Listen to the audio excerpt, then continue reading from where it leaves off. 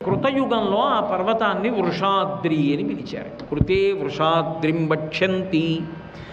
అయితే కృతయుగంలో ఎప్పుడో ఆ కొండని ఆ పేరు పెట్టి పిలిస్తే ఇప్పుడు ఎందుకంటే ఆ కథ అంతా వినడం అంటే, యుగాలు మారిపోయినా భగవదుపాసన యందు మనిషిగా బ్రతకడానికి ఏవి తెలుసుకోవాలో అవి మాత్రము నిత్యనూతనములై అలాగే ఉంటాయి కాబట్టి ఆ కథ వినమన్నారు.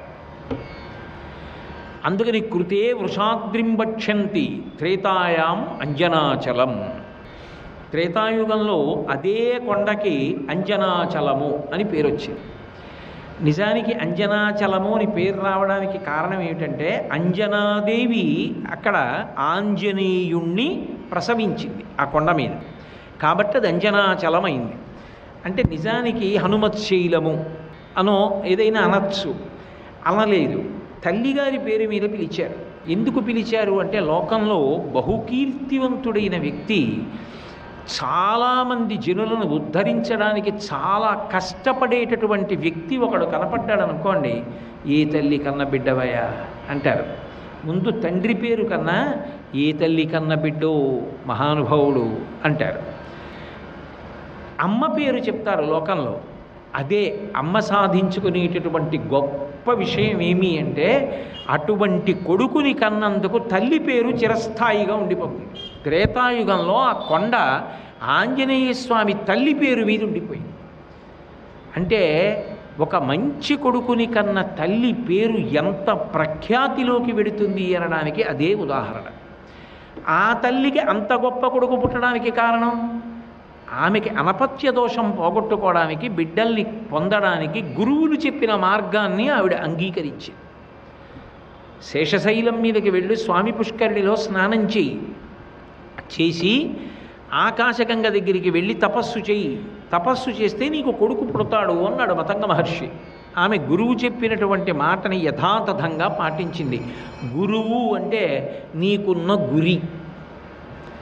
నీకు గురి లేకుండా తినే గురువుగారు అంటే వాడు గురువుగారు కాదు. గురి ఉండి పిలిస్తే గురువుగారు. నాకు అవతల వారి మీద ఉన్న గురి విశ్వాసము గురువుని చేస్తుంది. అంతేగాని ఆయన ఎంత గొప్పవాడైనా నాకు ఆ విశ్వాసము లేనప్పుడు ఆయన నాకు గురువు కాలేడు. అవతల వారు ఎంత సమర్థుడన్న దానితో సంబంధం లేదు. నాకు ఆ విశ్వాసము పెట్టుకున్నప్పుడు భగవంతుడు గురువు రూపంలో అనుగ్రహిస్తాడు. అది గురుతత్వం అన్నందు ఒక విశేషం. కాబట్టి ఆ తల్లి అక్కడికి వెళ్ళి తపస్సు చేసింది. తపస్సు చేస్తే పరమాద్భుతమైనటువంటి కుమారుడు కలిగాడు. ఆయనే స్వామి హనుమ. ఏమిటి ఆయన గొప్పతనం అంటే, మనోజవం మరుతతుల్య వేగం. గాలి కన్నా వేగంగా, మనసు కన్నా వేగంగా ఆయన శరీరం ప్రయాణం చేస్తుంది. మనకి మనసు ఒకటే ప్రయాణం చేస్తుంది, శరీరం వెళ్ళదు. మనసొక్కటి ప్రయాణం చేస్తేనే పట్టుకోవడం కష్టంగా ఉంటుంది. శరీరం కూడా వేగంగా వెళ్ళడం మొదలెడితే వెళ్ళదు. కానీ హనుమకి అంత వేగంగా శరీరం కూడా వెళ్ళిపోతుంది. కానీ మీరు ఆయన చరిత్ర పరిశీలిస్తే ఆయన తన కొరకుని తన శక్తిని ఒక్క క్షణం కూడా వాడరు. ఆయన ఎప్పుడు ఏది వాడినా తన శక్తిని కేవలము రామచంద్రమూర్తి భక్తుల ఉద్ధరణ కొరకు మాత్రమే వాడతారు. 2, భగవంతుడు మనుష్యులకి కంఠం ఇచ్చాడు. కంఠము నుండి వాక్కు వస్తుంది. ఆ వాక్కు ఎంత సద్వినియోగం చెయ్యాలో లోకానికి చెప్పినటువంటి వారు హనుమ ఒక్కరే. ఎందుకని అంటే, సుందరకాండ చివరిలో ఒక మాట అంటారు, తతోమయా వద్భిదధీన భాషిత శివాభిరిష్టాభిరభిప్రసాదిత జగామశాంతిం మమ మైథిలాత్మజ తవాపి శోకేన తథాపి పీడిత అంటారు. సీతమ్మ తల్లి యొక్క దుఃఖాన్నంతటినీ కూడా నేను నా మాటల చేత పోగొట్టాను అన్నారు.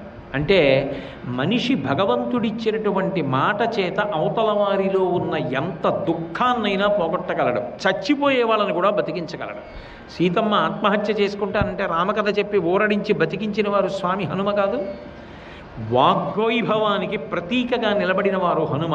సర్వం శ్రీ ఉమామహేశ్వర పరబ్రహ్మార్పణమస్తు. స్వస్తి.